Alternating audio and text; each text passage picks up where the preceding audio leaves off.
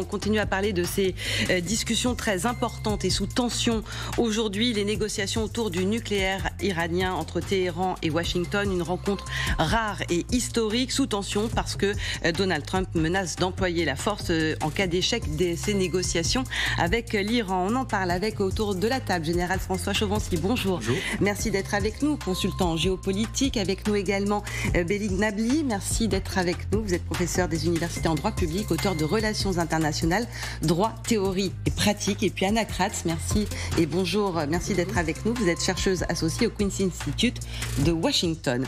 Alors, je le disais, ce sont deux pays ennemis depuis très longtemps, plus de relations depuis 1980, d'où l'importance de ces négociations qui s'ouvrent aujourd'hui entre l'émissaire américain pour le Moyen-Orient, Steve Witkoff, et le ministre iranien des Affaires étrangères, Abbas Araghchi, qui se rencontrent donc à Oman. On se souvient qu'il y avait eu un accord qui avait été signé en 2015, c'était sous l'époque Obama, et qui avait été rendu caduc par le retrait de Washington en 2018, cette fois sous Donald Trump. Qu'est-ce qu'on peut attendre de cette rencontre entre l'Iran et les États-Unis sur le nucléaire iranien?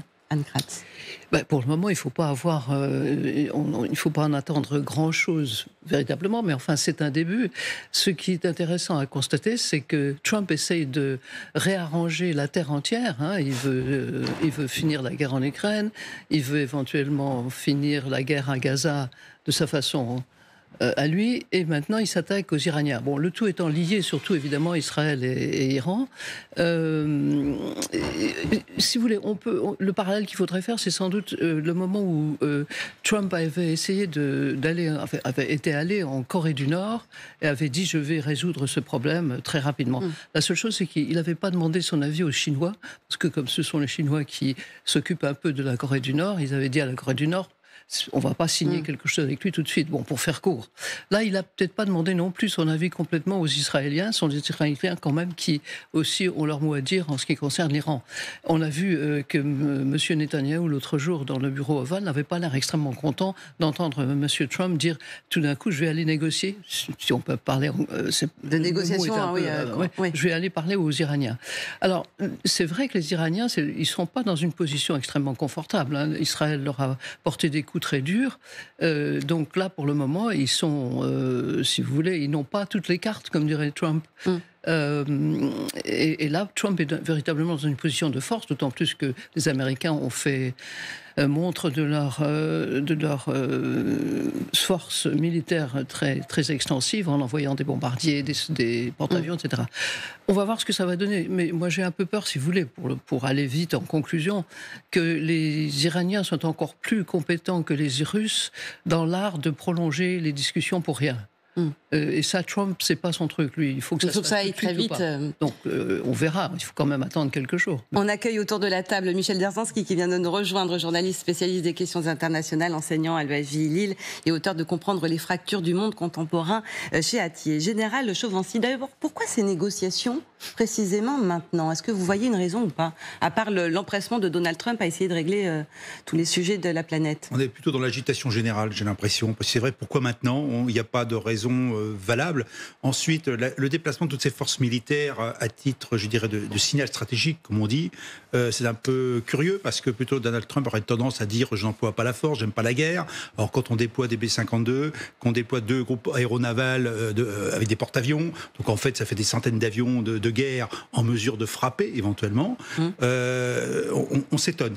Maintenant, là j'ai peut-être une divergence sur les rapports avec Israël. Je pense que les liens entre Israël et les États-Unis, et Trump en particulier, sont tellement forts qu'on est dans une phase où l'un et l'autre ont peut-être une raison de traiter le nucléaire iranien. Sachant que le nucléaire iranien, aujourd'hui, on a eu des images il n'y a pas si longtemps qui sont quand même un peu aussi surprenantes du côté de l'Iran. On nous a présenté des grands tunnels avec plein de missiles enterrés, en montrant bien qu'on n'était pas capable de les détruire. En fait, c'est une menace induite, en disant, attendez, je suis aussi armé, je suis capable de frapper. Ensuite, il y a quand même l'uranium qui est enrichi à plus de 60%, alors que c'est 3,75. On n'est pas sur du civil, là. On est sur du militaire. On n'a pas encore atteint le seuil critique, mais il semblerait bien qu'il y ait une capacité à fabriquer plusieurs bombes.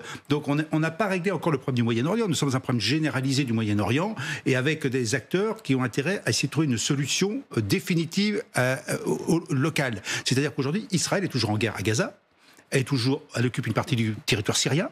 Elle a quand même frappé l'Iran.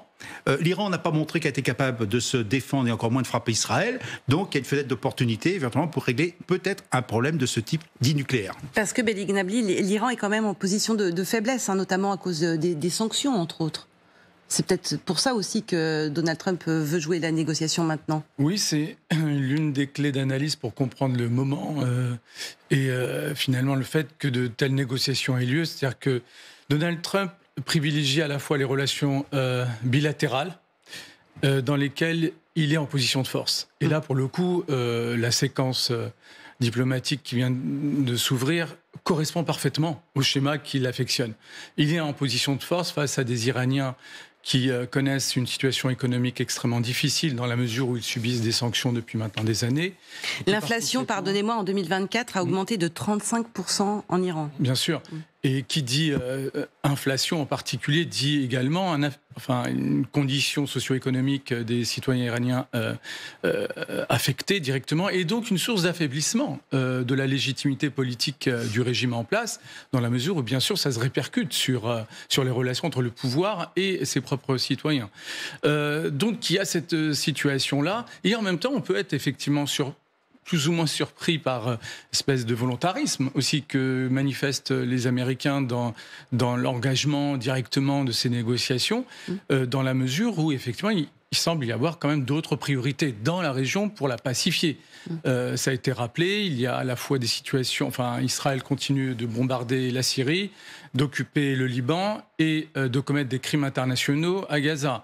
Et sur ces trois dossiers, l'administration Trump ne manifeste ni intérêt particulier, ni capacité à pacifier la situation. Moi, je voudrais souligner autre chose. L'intérêt de l'administration américaine à l'heure actuelle, c'est surtout d'éloigner toutes les puissances possibles de la Chine. Or, vous savez que l'Iran vend beaucoup de pétrole à la Chine, et ça va ensemble avec la négociation avec la Russie. L'idée, c'est de détacher la Russie et toutes les autres puissances de la Chine.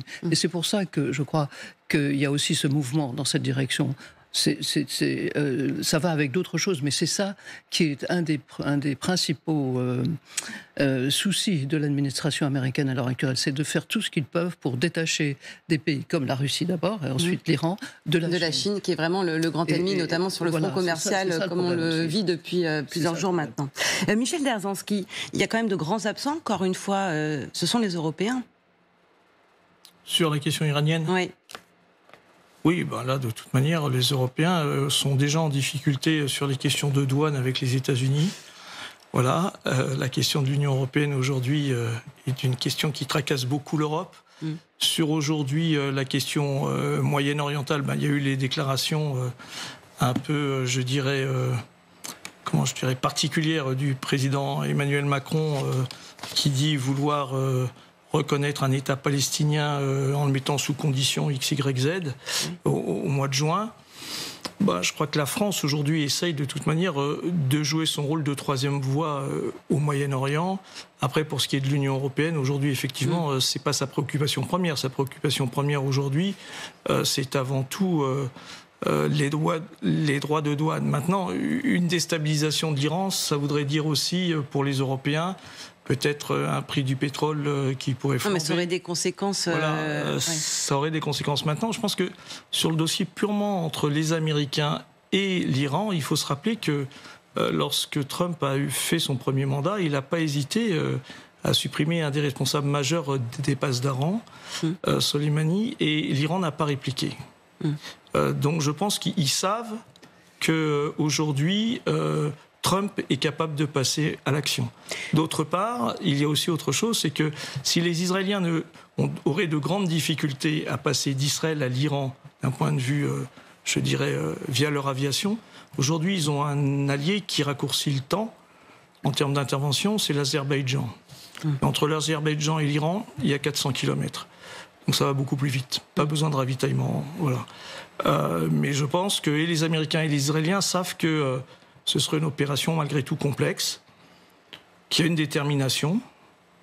Après, qu'est-ce qu'il va en être, de ces négociations, entre guillemets, si négociations il y a, c'est trop tôt pour le dire.